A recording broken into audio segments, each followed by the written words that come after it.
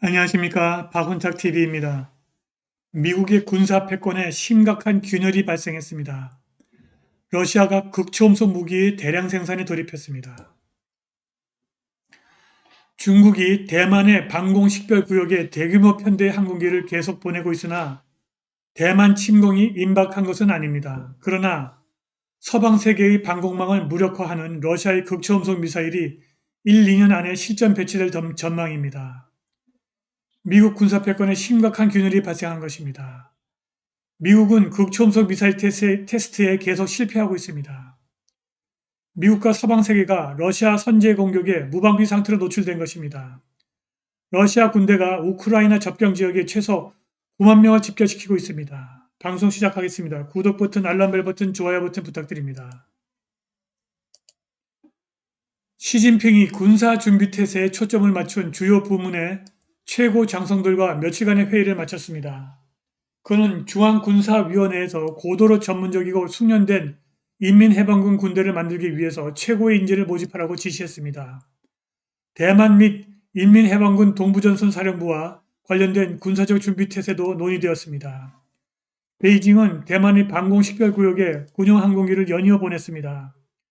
일요일에도 27대 인민해방군 항공기가 대만 남쪽 부분 근처를 비행했으며 핵 장거리 폭격기와 급유기가 이 구역을 돌파했고 대만 공군기가 출격해서 인민해방군 항공기를 모니터링했습니다. 미국의 정치 관련 매체 악시오스는 대만 국방부가 중국 전투기에게 경고하고 철수를 요구하기 위해서 전투기를 보냈고 중국 전투기를 겨냥한 미사일 시스템을 배치했다고 말했습니다. 이러한 위협 비행이 증가하면서 며칠간 대만 남부 해안의 영공은 분주했습니다. AP통신은 일요일까지 지난 1년 동안 중국인의 침공 빈도가 증가했으며 약 150대의 항공기가 4일 동안 대만 방공식별구역에 진입했다고 전했습니다. 악시오스의 자카리 바스는 의도하지 않은 사건의 위험이 인민해방군이 대만을 향해 보내는 모든 새로운 대규모 항공기와 함께 증가한다고 지적했습니다. 아직 중국의 대만 침공이 임박했다고 보는 전문가는 거의 없습니다. 그러나 랜드 코오퍼레이션의 선임 국제국방연구위원 티머시 히스는 중국 전투기가 대만의 방공식별구역에 진입할 때마다 치명적인 오산 가능성이 증가한다고 말했습니다. 그런데 미국과 러시아의 갈등이 아주 깊어지고 있습니다. 미국은 내년 1월까지 주미 러시아 외교관 20여 명을 추방할 준비를 갖추고 있습니다. 이것은 러시아 정부가 러시아 주재 미국 대사관 직원에 가한 징벌에 대한 미국의 보복 조치입니다. 아나톨리 안토노프 주미 러시아 대사는 주말 인터뷰에서 우리 외교관들이 추방되고 있다면서 27명의 외교관과 그 가족이 미국 땅에서 추방될 예정이라고 자세히 밝혔습니다. 통신에 따르면 안토노프는 가족을 동반한 27명의 동지들이 1월 30일 우리를 떠날 것이고 대사관과 영사관이 현재 심각한 인력 부족에 직면해 있다고 전했습니다. 24명의 러시아 외교관들이 9월에 떠나라는 지시를 받았는데 미국이 규범적 관행에 따라 비자 갱신을 거부한 데 따른 것입니다. 주미 러시아 대사 안토노프는 미국 당국이 아무런 이유 없이 우리 직원의 배우자와 자녀의 유효한 비자를 취소하는 지경에 이르렀다. 만료된 비자 갱신이 광범위하게 지연되는 것도 러시아 외교관들을 국외로 몰아내기 위한 것이라고 불만을 토로했습니다. 월요일 세르게이 라브코프 외무차관은 워싱턴을 비난했습니다. 그가 러시아 언론에게 미국이 반드시 멈춰야 한다고 요구한 것으로 알려졌습니다. 그리고 스푸트니크에 따르면 그는 더 나아가 미국으로 여행하는 러시아 외교관의 비자 발급 문제는 여전히 심각하다면서 워싱턴이 외교관 가족 중 일부 비자를 거부함으로써 의도적으로 외교관 가족을 분리시키는 관행을 지속하는 것에 대해 비난했다고 합니다. 사실 지난 10월 미국 의회 강경파는 훨씬 더 큰 규모의 추방을 제안했습니다. 이는 잠재적으로 미러 통신을 완전히 차단할 수 있는 지점까지 관계를 손상시킬 것입니다. 미국과 러시아의 갈등은 모스크바가 미국 외교관의 비자 발급을 거부해서 시작된 것입니다. 주 모스크바 미국 대사관이 미국인 직원들에게 더 많은 비자를 적시에 발급하는 것을 모스크바가 거부한 것을 인용하면서 주요 상원의원들은 최대 300명에 달하는 러시아 대사관 직원들을 미국에서 추방할 것을 촉구했습니다.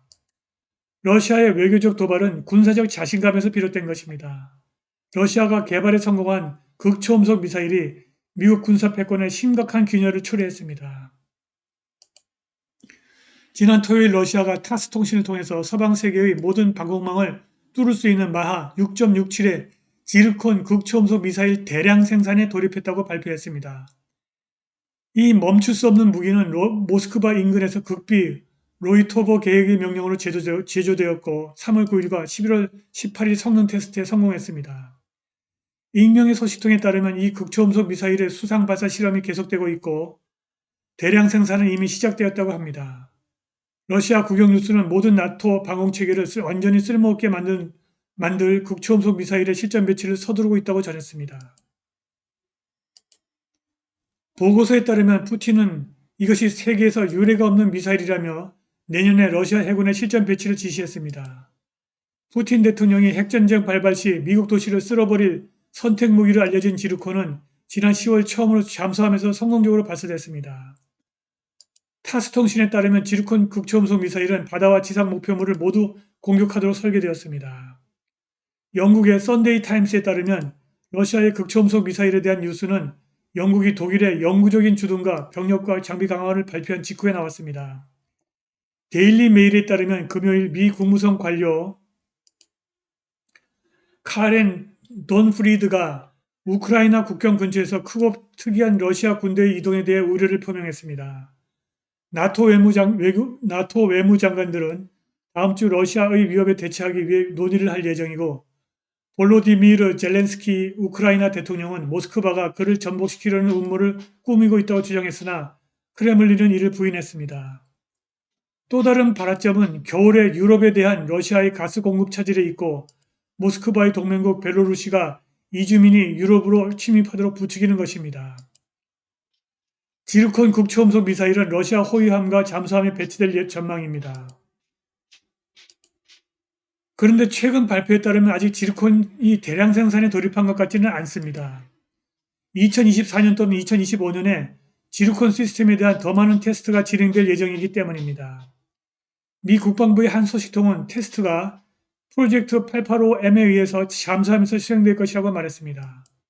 만일 잠수함이 2024년 지르콘 시험 발사를 위한 준비가 되었지 않다면 2025년 상반기에 재개될 것입니다. 크레물린궁 유리 보리소프는 러시아가 극초음속 무기 개발에서 미국의 엉덩이를 걷어차고 있으며 선두를 유지하는 것을 목표로 하고 있다고 말했습니다. 그는 우리가 특히 극초음속 무기 분야에서 그리고 새로운 물리적 원리를 기반으로 발전했다면서 우리는 이 점에서 서구 주요 국가에 비해 중대한 이점을 가지고 있으며 이를 유지하기 위해 노력할 것이라고 말했습니다.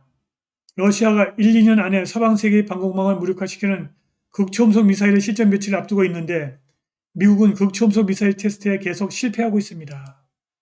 만일 미국이 조속한 시일 안에 극초음속 미사일 개발에 성공하지 못하고 이를 막을 새로운 방공망을 구축하지 못한다면 러시아의 선제 공격으로 미국 군사 패권은 무너질 것입니다.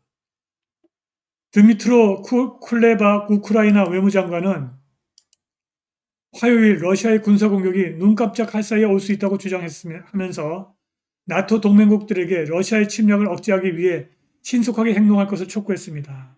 그는 적어도 9만 명의 러시아 군대가 국경 근처에 집결하고 있다는 서방 언론의 광범위한 주장이 있은 후 기자들에게 러시아가 군사작전을 하기로 결정한다면 말 그대로 눈 깜짝할 사이에 모든 일이 일어날 것이라고 말했습니다.